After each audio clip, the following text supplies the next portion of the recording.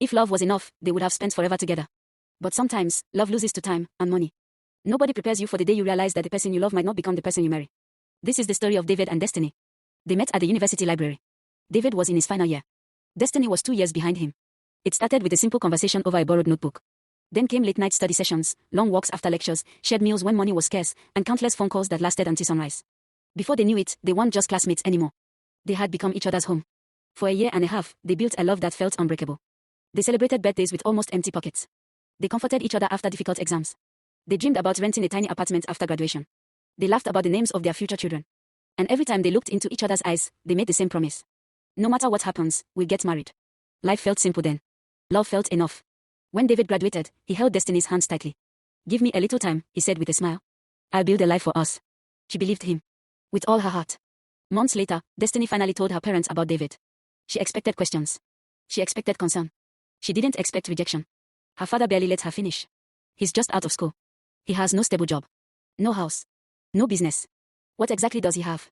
Her mother sighed deeply. Destiny, you're our first daughter. We've sacrificed too much for you. You have younger brothers and sisters looking up to you. You can't marry a struggling man. You need someone who can help this family. You need a successful husband. Destiny tried to explain. He loves me. He's hardworking. He just needs time. But her parents had already made up their minds. Love doesn't pay bills. Those 4 words echoed in her head for days. David kept trying. He applied for jobs. Attended interviews. Started small businesses that failed. Borrowed money. Lost money. Started again. Every time he fell, he stood back up. Every time Destiny asked if he was okay, he smiled. I'm close. Just a little more time. She wanted to believe him. She truly did. But time wasn't waiting for either of them. 2 years passed. Then 3. David was still fighting. Life kept knocking him down before he could stand properly. Meanwhile, Destiny turned 23. Then 24. The pressure became unbearable. Every family gathering became an interrogation. When are you getting married? We found someone. You're not getting younger. Even people at church joined in. One Sunday, her pastor smiled and said, I know a wonderful young man. My son is looking for a wife. Everyone around her seemed to have a plan for her life. Everyone. Except her. At night, she cried herself to sleep. She still loved David. Nothing had changed in her heart. But everything had changed around her. One evening, she met David at the small restaurant where they had shared countless meals as students. Neither of them touched the food. I don't know how much longer I can fight them, she whispered through tears. David looked down. His silence said everything. He wanted to tell her to wait. But how much longer? 1 year. 5 years. 10. He couldn't make promises he wasn't sure he could keep. For the first time since they met. Neither of them had the right words. The silence broke both of them.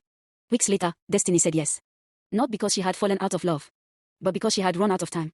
The man she married was wealthy. He owned businesses. He drove expensive cars. He lived in a beautiful house. He could give her everything. Except the life she had imagined with David. On her wedding day, everyone admired how beautiful she looked. Nobody noticed the tears she wiped away before walking down the aisle.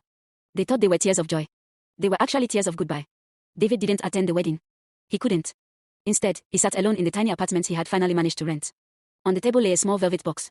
Inside was the engagement ring he had saved months to buy. He had planned to surprise Destiny. Instead, he placed the ring back into the box. Years passed. Both of them moved on. At least. That's what everyone believed. Sometimes Destiny would hear a song they used to sing together. Sometimes David would pass the university gate where they first met. For just a moment. Time would stop. And the memories would return. Neither of them hated the other. Neither blamed the other. They were simply 2 people who loved each other deeply. But met at a time when love alone wasn't enough. Some people will say Destiny chose money over love. Others will say she chose responsibility over desire. Some will blame her parents. Some will blame David's financial situation. Maybe everyone was right. Or maybe everyone was wrong. Because real life isn't always about choosing between a good person and a bad person. Sometimes, it's choosing between 2 painful futures. One where you follow your heart. And another where you carry the weight of everyone else's expectations. So here's a question for you.